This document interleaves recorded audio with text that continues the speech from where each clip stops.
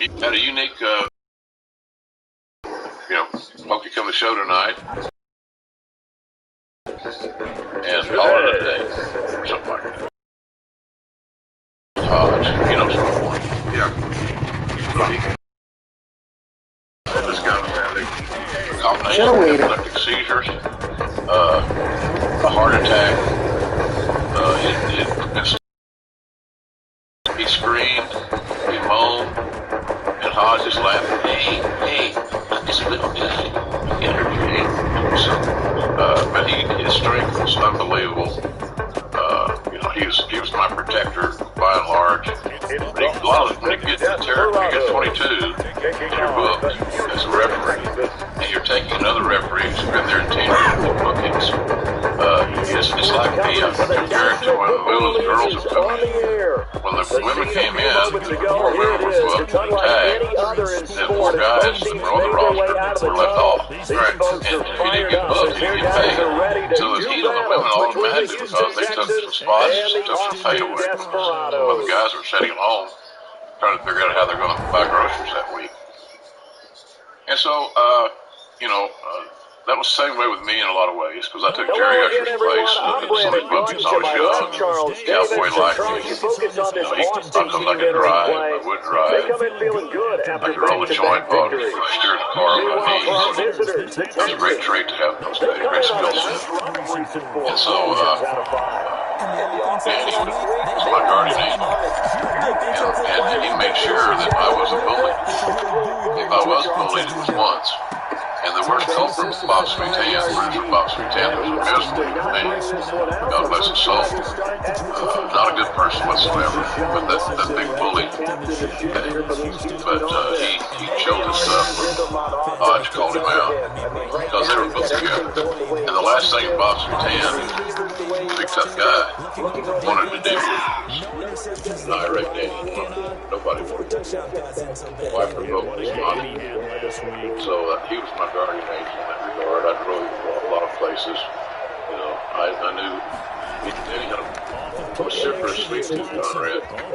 And first fucking play. When he wanted a milkshake, it wasn't a matter of let's get it later, or I'll go down the road a little farther, or I'll stop at the next town. No, that would not work. And so I got to memorize where all the places to get a milkshake was on our route. Damn it, Riley, lay down! We were driving to Shreveport from Tulsa, or from Shreveport to Monroe, or wherever it may be. So he was just an extraordinary human being. People that don't know about Danny, or don't have the motivation to research him on Google or YouTube, are missing out. Because he was just absolutely amazing.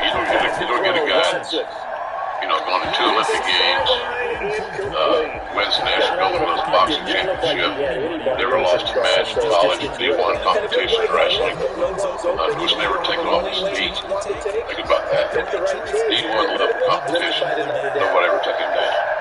In the last 2 years of his amateur career, he pinned everybody in the ball. He wasn't a Greco-Roman wrestler. He was a collegiate style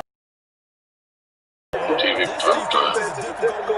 But he was just, I don't know, he won every tournament, national freestyle, national American Roman, and some other major tournament. Not only did he win those tournaments in the span of 2 weeks, which is a lifetime achievement for a lot of wrestlers, he won it all again.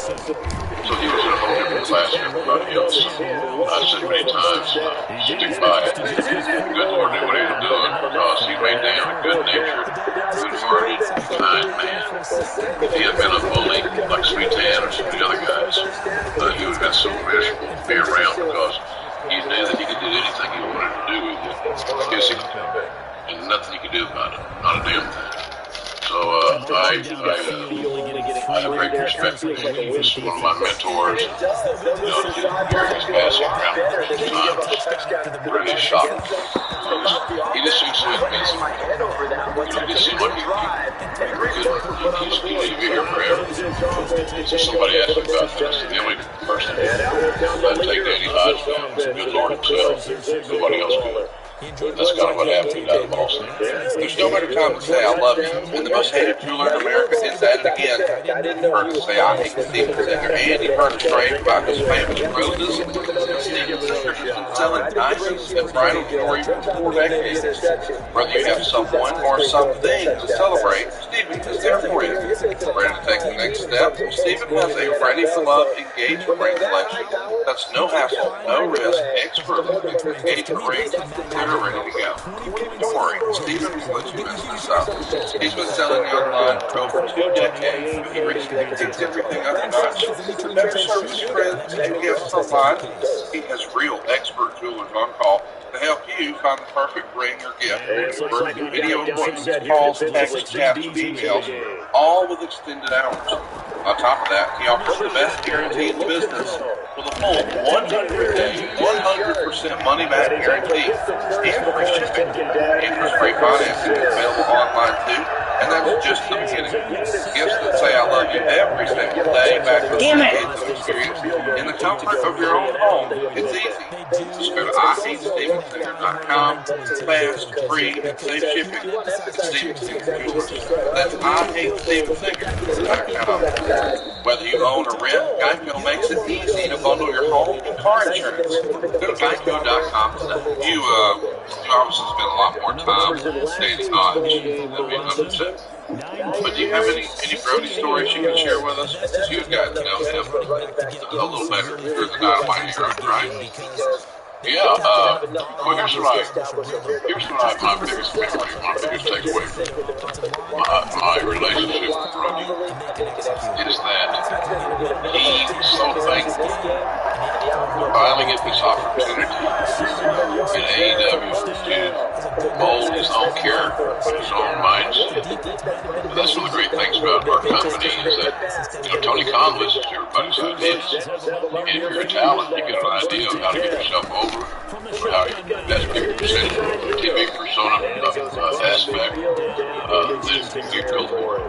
And I think that his overall, he was just so relieved that finally he was getting a chance to explore his own creativity. He could share his stuff, kind of, for lack of a better term, steer his own ship. And that's what I found to be extremely awesome about him. He wasn't bitter about the past. He was more focused on looking forward to the future. And, I know that I don't think we ever had a conversation that he didn't talk about his family. Right? You blow in the terms. The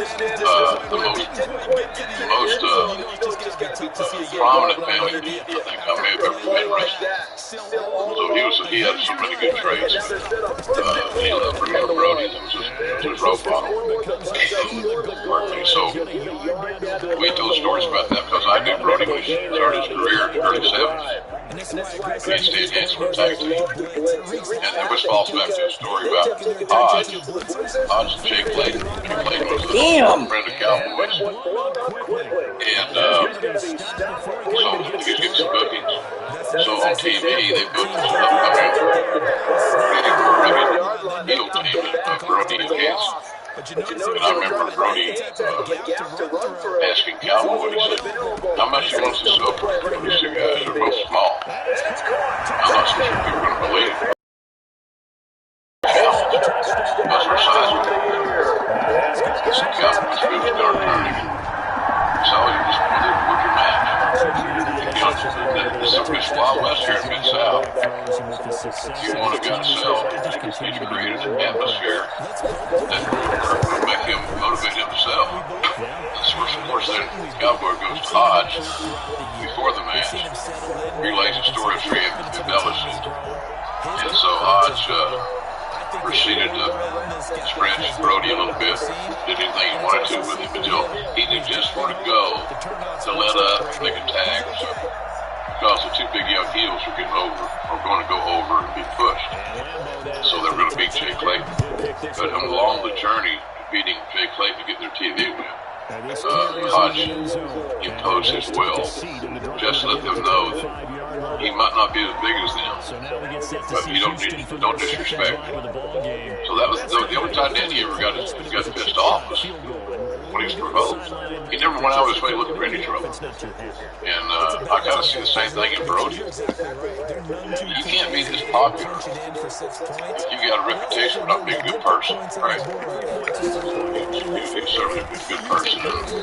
And I love being around his positivity. Positivity was great. But finally, the great thing about it for me again was he's 40 years old. And he was starting over, so to speak. Right. And excited about that. You know, the match he had with Cody, that dog collar match, was a hell of a match. One of our best matches we've ever had on the show. Yeah, so all good vibes with him. Always smiling, funny guy, great sense of humor. That's why I said, you know, I'm going to work today, and I'll tell these young guys, hey, look, it doesn't hurt to laugh. As I said, laughter is good medicine. And he made you laugh, didn't he? Oh, yeah. Remember those times. That's a whole lot better than him, you know, not being able to kick out of his issues. And you know, I still don't know what, I haven't seen or heard of an autopsy. I don't know, you know, all I know is he had double lung failure.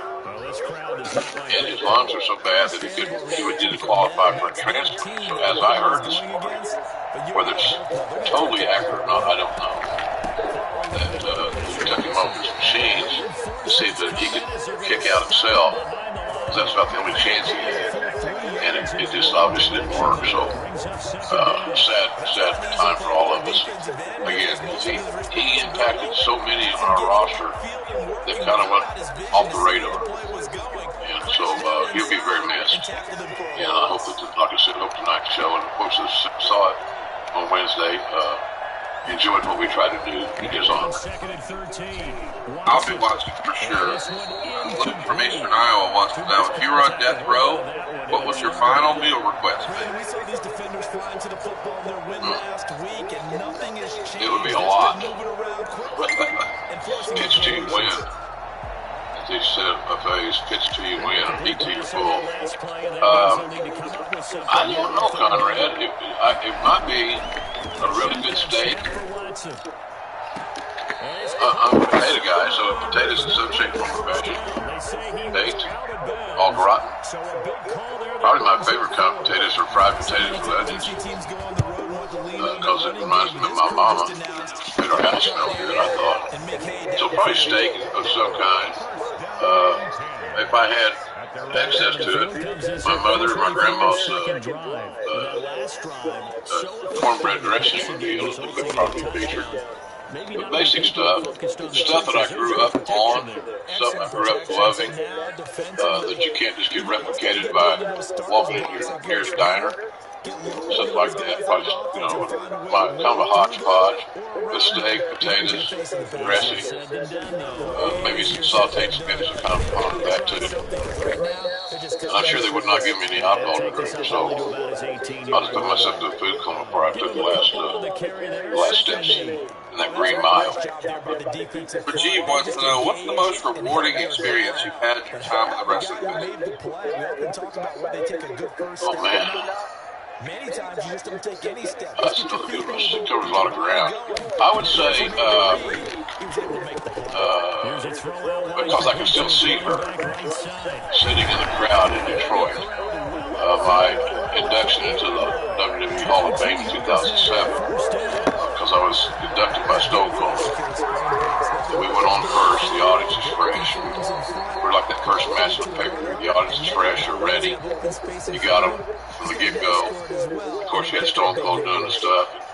I remember before that induction, one of the writers or somebody, producer, I don't know what they call it. Seriously, I don't know what the terms are. They changed. But one of the writers said, you know, I need to look at your speech.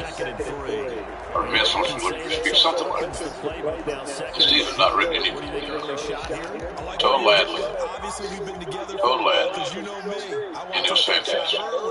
So I think because I can still, in my mind right now, I close my eyes, see your hands setting in the crowd, smiling from ear to ear, with a bunch of my Oklahoma buddies who had flown up to Detroit and to go to WrestleMania in the Hall of Fame. Probably was one of the more significant moments because it wasn't an easy ascent for me. it wasn't easy to get to that level for my run in WWE. It was a challenge. And maybe it was supposed to be a challenge. You know, people read Under the Black Hat, they see, JR has, challenging times. But, I think it made me a better man. It might not work for everybody. If you read the book, and you say, I don't know how you did it, well, then obviously that style would not have worked for you. But, Vince was a hard-ass guy. But he paled in comparison to the hard-ass guy that raised me. So I was ready. I was ready for the alpha males coming into my life. So I think that even though it was challenging, it made me a better guy. I learned a lot. So I think that's kind of where I'd land on that deal. But the Hall of Fame was it wasn't just Steve getting involved, it was the crowd being real receptive. It was people crying, it was emotional, and it kind of overwhelmed me. I look back on it, I wish I'd have gone shorter on my speech, but I can't change that. But we were a hard act to follow. Stone Cold and JR there, thanks to him. So I think the Hall of Fame from Conrad, because there's so many great matches, the WrestleMania matches, Brett, Steve, Ron, Hogan, and all these things. So there's so many great matches. First TLC, favorite one of the WrestleMania. So many great things. But I think the Hall of Fame probably kind of the shining star in all of that. Hey man, what are you doing? Let's take Seriously, just ask Philip up in Minnesota. We hooked him up at SaveConrad.com. He gave us a 5-star review and he had this to say. Jimmy and Jen provided outstanding customer service. Admittedly, I was skeptical, but I was amazed. Highly recommended. And how about this? Check this one out. He's over in Louisiana. He gave us a 5-star review and says, the entire process was simple, and your team took care of everything. Definitely recommend anyone. Let's keep the hits going. What about Christopher up in Ohio? He says, after dealing with Stu, Clint, and everyone at First Family Mortgage, I couldn't help but ask myself, why did I wait so long? The process to refinance my house cut 5 years worth of payments and interest off of my existing mortgage, and it was stress-free. There was no pressure from Stu and the team, but they were available if I had any questions or concerns. You can't recommend First Family Mortgage enough. These are listeners, just like you, all over the country, who've heard me bragging about how we can help the family save some cash when they roll the dice. And it's paid off. We can help you save some cash too. You don't get perfect credit or money out of your pocket, but with rates as low as they are right now, it's not a matter of if we can save you money. It really is a matter of how much. If you're in a 30-year loan, I can save you tens of thousands of dollars. If you've got credit card debt, I can save you hundreds of dollars a month. How about this? You can skip your next few houses. How much money can you save? Find out right now for free at SaveWithConrad.com. That's SaveWithConrad.com. NMLS number 653 or equal housing lender. And you heard the part about skipping 2 payments, right? We're talking no payments in January or in February. You're done until March 1st. Come March 1st, you're going to have a better mortgage. Check it out right now at SaveWithConrad.com. Talks about your book. Joseph Beatty wants to know, do you have any plans to write a 3rd book? Your 2nd book is on the Mount Rushmore of all-time great wrestling books, Foley, Jericho, and Frazier. Well, ironically, Simon & Schuster and their various ancillary branches are pushing for another book. Paul O'Brien, a writing partner, is certainly interested in doing more work. And so I've kind of looked at this one. If we can all come up with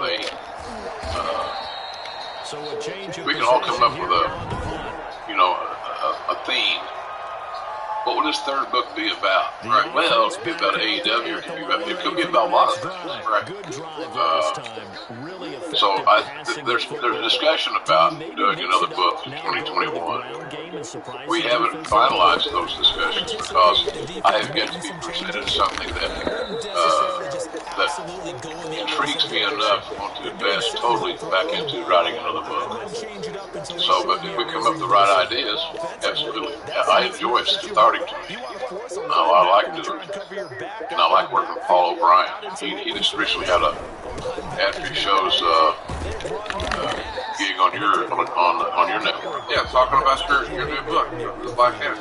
Yeah, and what a nice man, and so talented. He's way above my level. That's good. It's good for me. So we're talking about it, but casually. It may happen in 2021. It just depends on getting all the ducks in line and finding a topic or a theme of the book that we believe would be sellable and marketable. I've often thought about. I often wished that I was a cartoonist. Because all these cliches, you're running like a scalded dog, restaurant quality this, offered not heard, all these things that seem to be lingering, sticking around over time. It would be funny to illustrate with a cartoon and a little story along with it, how that cliche came about. Right? And so something like that maybe, but I don't know, I'm not gonna.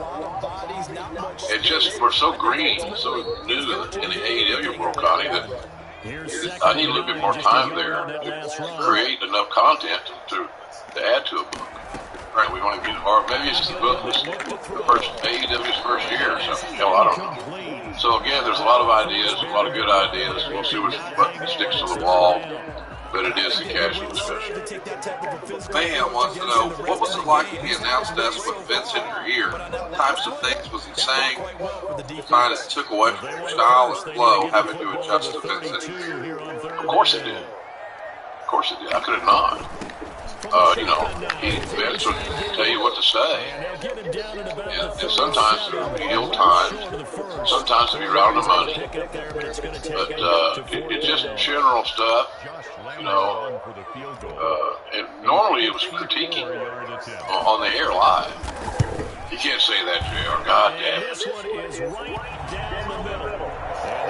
So it's very disconcerting. Producing announced talent is hard, unless you're the owner of the company. Then you can do whatever you want, say whatever you want. Don't worry about the morale of your talent. And it was rough. It was very challenging, very daunting. Sometimes Vince would say, hey, Lawler's having a bad night, JR. God damn it, you got to get him out of it. So it came to be my fault. Lawler was having a bad night in Vince's perspective, right? To be honest with you, I don't remember Lawler having too many bad nights, to be honest with you. So, but he just, I was the guy who invented it. And, a lot of my peers, Mick Foley, Taz, Todd Grisham, it didn't work for them. And I can understand why. It shouldn't work for them. Be produced during the commercial breaks. Don't be produced on live air. Don't be critiqued. Make suggestions. And the best producers are guys who come in with a soundbite. And, give you that one idea. Put this over. Something. Or, continue to build him up, JR, build him up, type deal. Okay. That's good. I can do that. But it was just hard, Conrad, to have somebody in your ear while you're on the air live and you're talking. So now you hear the ambient noise of the crowd, you hear yourself, and you hear, and so it was very hard to keep the rudder on sometimes. But again, the other day, may have made me a fuck up broadcast.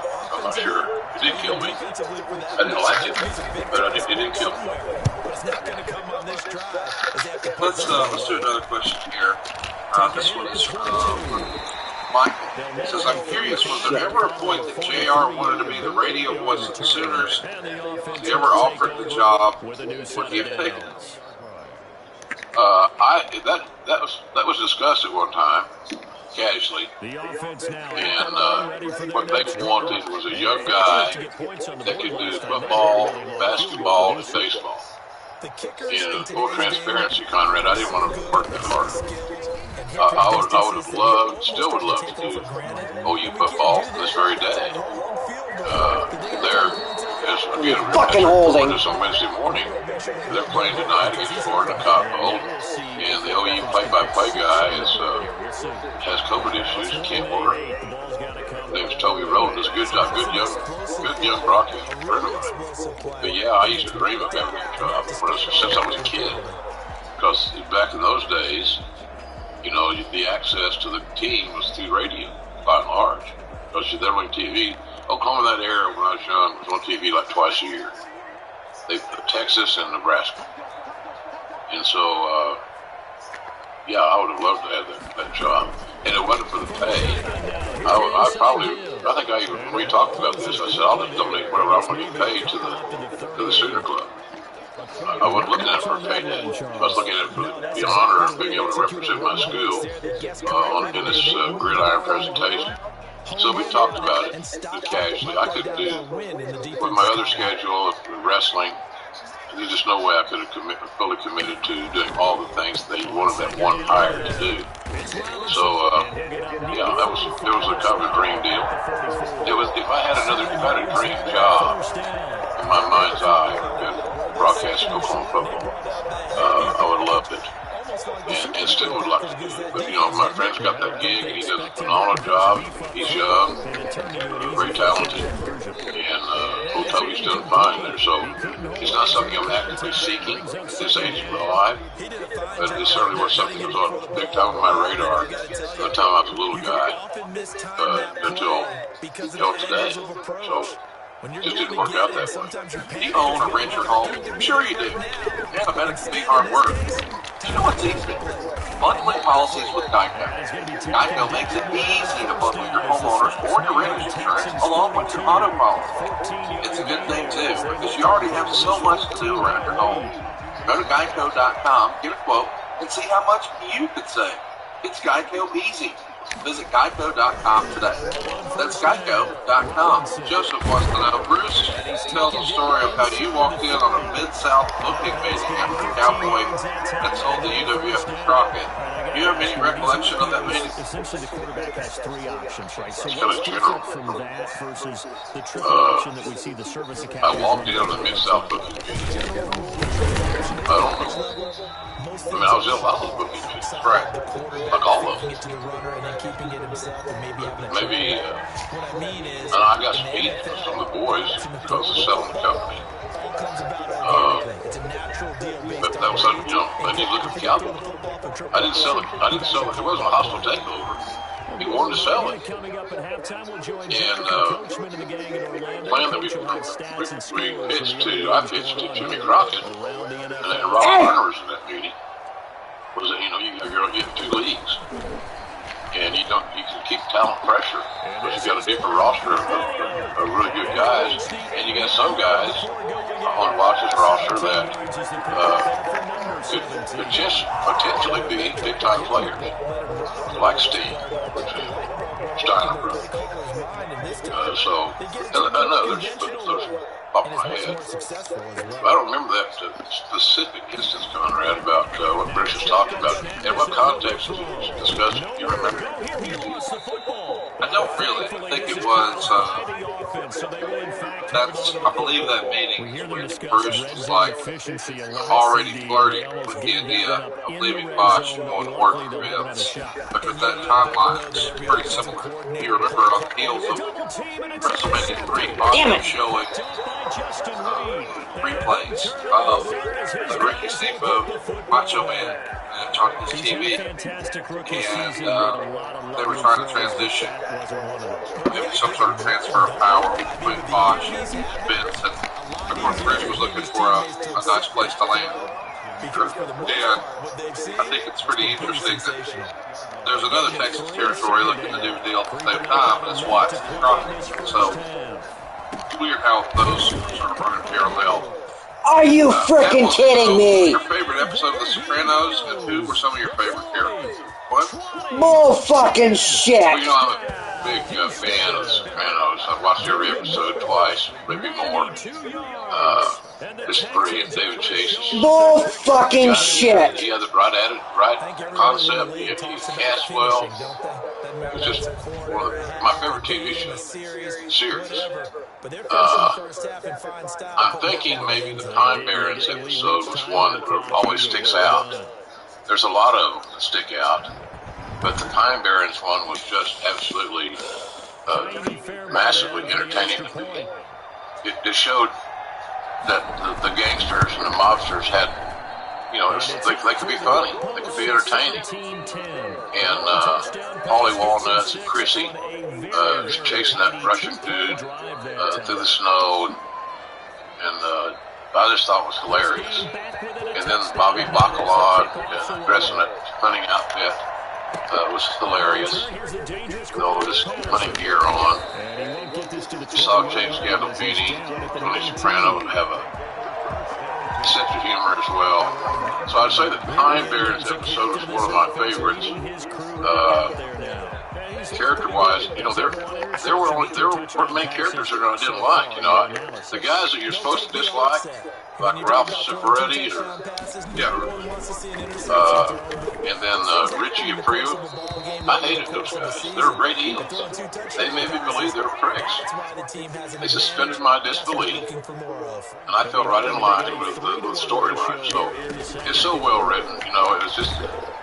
Throw the fucking ball! To me, I could have watched another 10 years of it. So I think Pine Barrens would be my favorite episode. You know, Tony Soprano was obviously the star of the show and the key character, but his wife, Carmela, was a hell of a character. So anyway, it's all good stuff. It was a fun show to watch. I still watch it. Me too. So, you know, because here's the thing about those shows that are heavy in dialogue is you always miss something the first go around. You're either reacting to what you just heard, you're laughing, you're gasping, whatever it may be, but sometimes you miss additional parts of dialogue. So by going back and watching some episodes again, you can catch back up. Well, I didn't know they said that. I didn't see the look on his face and he did this, whatever. I should have known. Jesus Christ! And that's why I think I like Yellowstone. It's got layers of stories. It's compelling characters with believable and a plausible storylines for that matter. So that's my new favorite. It's amazing. So anyhow, I'm a big fan of that show. There's just nothing that replaces. I love Deadwood. My friend Earl Brown played Dan Doherty, the heavy bodyguard, the heavy brow sweater. But and I love that show too. I got that all on my iPad downloaded, so I watch those sometimes. So I don't travel as much as I used to. Of course, with COVID thing, not flying at this point in time. So Deadwood was my closest thing to replace the Sopranos that I found until Yellowstone. And if you're not watching Yellowstone, folks, I don't recommend a lot of TV shows. All of our tastes are different. This is a hell of a show. So well laid out. You know, it's like Kevin Costner plays the Tony Soprano role, patriarch of this massive range. This being trying to be marauded by the government and the Indian reservations. It's just a really cool story. And the characters are compelling. They're allowed to develop. So when you're getting into watching a show with an ensemble cast, you gotta be patient for 2 or 3 episodes so you can kind of learn who people are. I remember when Lawler was here at my place for the Cleveland Browns game. We sat on my couch and watched, I don't know how many episodes of Yellowstone, 10 maybe, because he had already seen them all, and I hadn't seen any of them. So, of course, there you get the ball. Now, here, watch this. Watch it. Shut up. Just shut up. Kill him. So, I love Yellowstone. I highly recommend anybody to watch it. And I think the first 3 seasons are out now on demand, so it's easy to access. Jason wants to know, boy, this is going to get some pumping. One of your releases from WWE came after a panel for a video game, I believe. Rumor was that you were supposed to handle Flair better because he was out of it. You were released, he got a statue. Why'd you take all the weight on that? He deserves a better statue. What the hell? Well, you know, that was a bad decision on my part. I had a couple of drinks, but I wasn't drunk. That was the story. That was a lie. That was cover your ass shit. And when I got to the shoot, that I was the host, moderator, whatever, and I went to the quote-unquote green room. The liquor was flowing like water. I think, oh, that's interesting. So a lot of the guys that did drink, that drank too much, Nate and I guess were considered two of those guys. But are you kidding me? You gonna set the arguably the greatest wrestler ever over an announcer? And I wouldn't have done it either. But yeah, that was controversial. And I think I got taken off the team. But it was fully organized. I made bad decisions. I should get that out of the way. I made some bad decisions. I don't mind taking responsibility for screw-ups. We're human. But you got to learn from those screw-ups to move forward. And I think I did that. What is funny how that worked out? It was an interesting question. JR getting hand and there's the statue. The phrasing tickled me. My goodness. Whether you rent or own, Geico makes it easy to bundle home and car insurance. Having a home is hard work, so get a quote at Geico.com. Easy. Do you like sports other than wrestling? If you don't, then fuck off for a couple of seconds. But if you do, check out Remarkable Teams. Remarkable Teams is a podcast that breaks down the history of the best, worst, and most memorable sports teams of all time. Hosted by comedian Dylan Cott, who's appeared on The Art of Wrestling, Colton Fan, Post Wrestling, and of course, Comedy Central UK, even though he's a disgusting Canadian. The show has episodes profiling the winless 2008 Detroit Lions, the 1995 Seattle Mariners, and the 72 LA Lakers led by Will Chamberlain, Jerry West, and a coach with no points. Remarkable Teams is available every Monday on iTunes, Spotify, Google Podcasts. Just give them a follow on Twitter and Instagram at Remarkable Teams. That's at Remarkable Teams. Now, back with more wrestling. Here's an interesting one that you and I have never discussed. So here's the Texans Should been a world champion had it not been for his personal demon. He was the prototype of everything you look for, including on the mic. Oh yeah, absolutely. Scott's personal demon is the only negative on his checklist. Yeah. He had a great mind, still does. Very astute in the machinations of producing and showing a wrestling character, angle, or storyline. And he can work very well. He's big, he can work with new talents. He can be a big heel or he can be a big baby. So, but absolutely, the only thing that held Scott back was reliability. You know, he was such a prisoner to the drugs and the booze that he had a hard time getting past that. That became his identity at certain points in his career, which is totally unfortunate because he was a hell of a hand in the ring, really good. And he had a great mind. I'm surprised that, and of course this may be part of his decision. I'm surprised somebody hasn't nabbed him up and got storylines or in a creative capacity, because I think he's that good. So it's a good question, but I would have said it would have surprised me under better circumstances that Scott was a world champion. He had the skills, he had the look, he had the aptitude. He just had those little demons nipping at his heels that seemingly didn't ever go away. And I haven't heard from Scott in a while. Sometimes no news is good news. Kevin Huntsberger writes, this is a great question to ask Bruce, and I was fascinated with his answer. If Vince McMahon had bought the UWF in '87 instead of Crockett, how do you think he would have handled talent like Sting, Dr. Death, and himself? Well, I think he would have saw that cream always rises to the top. He had found a place for everybody, but there would have been no two brands. He just migrated. I think he would have migrated talent to the roster, and the guys he felt like to draw or become stars, he would have got pushed. A lot of guys would have been out of work.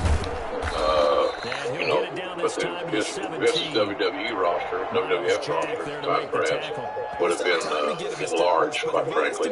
What did Bruce say? He was most fascinated not with the idea of Sting perhaps being in the Ultimate Warrior spot, or maybe Dr. Death being like a big boss man type character who competed with Hogan and then beat Pal. He was most interested in perhaps what Eddie Gilbert could have done creatively, which I thought was an interesting game.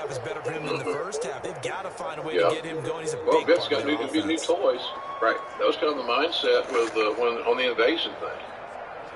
You know, that was so mishandled that if it had been followed through more objectively and with a better thought out plan, it could have made a whole lot more money for the company than it did.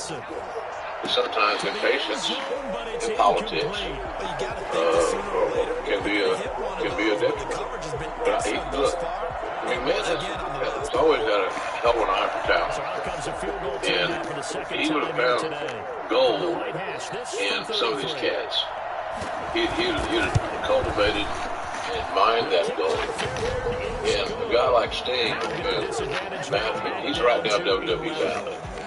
And that early on, young Sting, athletic, vibrant, enthusiastic, looked great, wonderful personality, connected with everybody. Sting would have been a huge star there, for sure. I think Doc would have had a good run as a heel, young and athletic. Like I said earlier, you know, I hired Doc too late. You know, I don't regret it. We wanted to get one run out of him in the deal, and we thought that would be fresh blood was a good thing. It's the same concept when I hired Mick Foley to bring him in to work with Undertaker. You got a 7-foot babyface. You got to have big heels that can put that 7-foot babyface in some level of jeopardy. And we thought Mick could do that. He did, and more. But Doc would have been a very viable heel, no doubt about that. And would have been a real threat to Hogan or anybody else in that realm. I can only imagine how good the matches would have been between Bret Hart and Dr. Death. It's the timing, the stars would align, etc. So, but all Doc needed was a manager. He needed the manager from day one because the speaking was not his forte. He was going to be around on camera. I love this guy, still love him. But, you know, he needed a Cornette or a Heyman, you know, being his manager. And I think Vince, because his history of managers, using managers to promote, especially promote heels, he would have found a manager for Doc that would have been confident, maybe a Heenan. There's a lot of ways to go back in time. I think that the cream would rise to the top. Vince would have recognized it, and there would be some really cool new matches. And that's what you dick. What's new that I can present to the fan base that's going to be productive and entertaining? Matt wants to know, what's JR's favorite Christmas gift he's ever received? Oh, wow. The Cook now on the punt. Well, generally, I would say something for my children. 42 yards on the just 2 on the return. For example, this Christmas, my youngest daughter got me an ashtray that's a replica of the OU football stadium in 1955. Badass. Yeah, I'm kind of digging that. And quite frankly, simple things, pictures of my children, my grandchildren, you know, together. I value those. It's more than that Xbox I got, whatever. Got that. It's personal things for my kids. You know, pictures like that I can send the ashtray. I told my kids this year, they said, because they said, you're hard to buy for that. And I probably am. Because I'm downsizing. I don't want to, you know, I didn't need to put a Christmas tree this year, unfortunately. But by myself, so what the hell, I didn't need a tree. Right. So, I don't know. I think, I said, I want 2 things. I want an oversized Oklahoma coffee mug. I'm drinking coffee out of it right now. And I wanted an OU hoodie. And of course, that was before the decision that Oklahoma was going to play Florida, a shit down the road from where I live now. And so I enjoy wearing my OU hoodie and my OU swag around town, at the grocery store or whatever. Now I start getting different kind of looks. Florida's so big. Gosh, they're like OU normal, like Alabama and Birmingham. Tuscaloosa. Just the way it lies. So, but stuff for my children, I value those pictures and things like that. They're always kind of cool. Let's do a question from Ben. Did you enjoy your time as an announcer in Smoky Mountain? What did you think of Jim Cornette and his work? Yeah, I had fun there. I kind of been off the grid for a while, and Vince wanted me to help Cornette. That was the idea. And so, I think, Corny was old friend. Been around each other for a long time. And, we knew Vince is smart in the sense that, there's going to be talents that we're going to be exposed to that we might be able to utilize. And the most prominent one came out of the mountain was Kane. Glenn Jacobs was a unicorn. And when you run across a 6'9", 300-pound guy that's athletic, that has his intellect, intelligence, and character, you can't pass that up. And so I got playing a tryout with WWE. I think the team was like Augusta or Georgetown. And everybody was looking phenomenal. And such a well-spoken, humble man that it paid off for us. But I enjoyed the Cornette's version of wrestling was the closest thing that I have experienced to Bill Watts. And so that was what I was used to. That's what I grew up on, cut my teeth on, so to speak. So it was a throwback to a different era. And, the Corny was so emotionally invested in everything that went on there. Every talent, every finish, everything. So I was happy to help. And, there was no money, but sometimes you do things, it doesn't have to be just for the money. It made me feel good to be able to help an old friend, and it made me feel good to get back in the saddle and do some wrestling. And I got to work with Les Thatcher, who I enjoyed working with. I think I took my Papa's place over the travel to Little Brew with Bob, where these TV tapings were done in some very out-of-the-way places, very bare bones. But I enjoyed it. I had a good experience working for Cornette. He wasn't in my ear. He would go with the show. He just would do your thing. So I liked that. I liked it a lot. So he just wasn't long enough. Because I was having fun. I love talking about our friend Steven Singer. I'll tell you, the competition must really hate this guy. He just makes the experience of buying a diamond better and better and makes it fun. Steven is the very first to offer each and every customer the perfect price.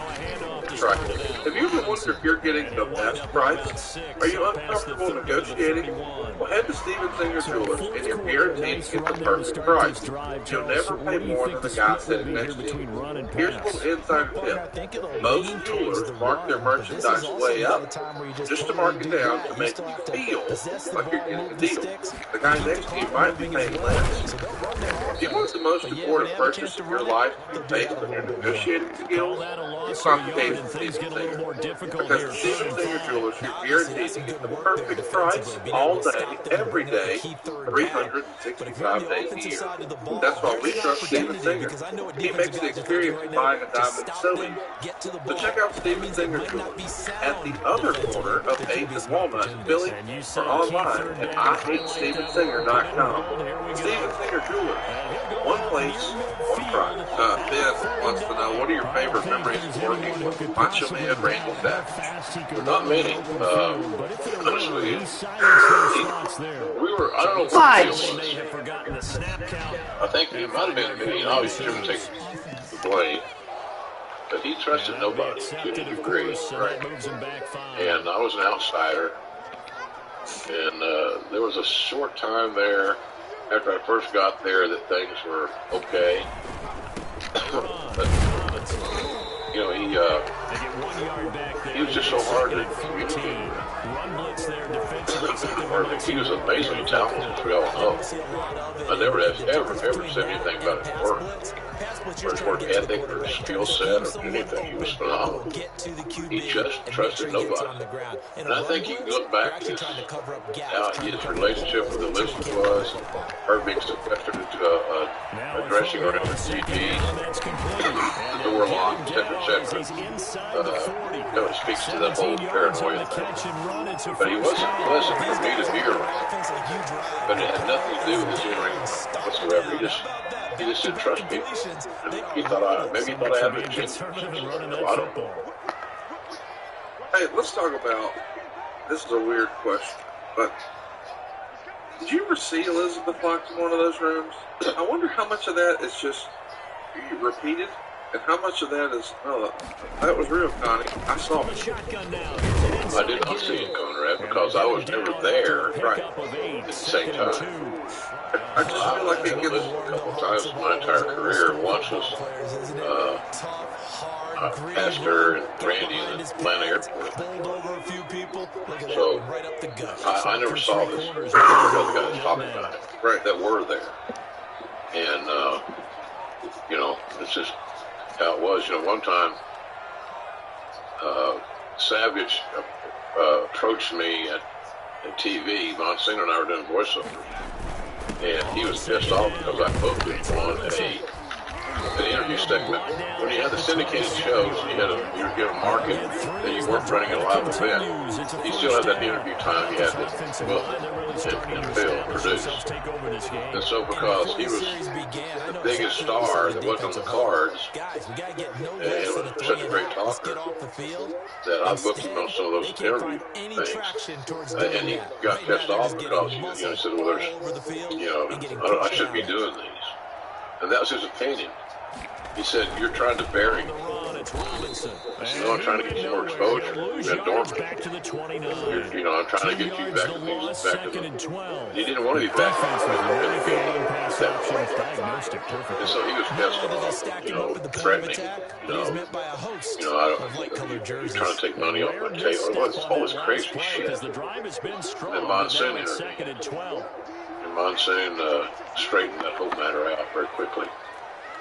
Because, Gorilla explained it in wrestling speak to Randy, and Randy acquiesced that maybe he was barking up the wrong tree. Because Monsoon explained to him, hey, this is helping you, don't get it. Don't let, making sense. So anyway, you just trust. A lack of trust. He and I did not trust him. He just didn't like being around me. Right. And I can understand that. Hell, sometimes I don't like being around me either. Here's a fun one for you. Skull wants to know, why didn't Techno Team 2000 ever get off the ground? They had a club. We were president. They didn't have the presidents next to the audience. They were a pure gimmick team.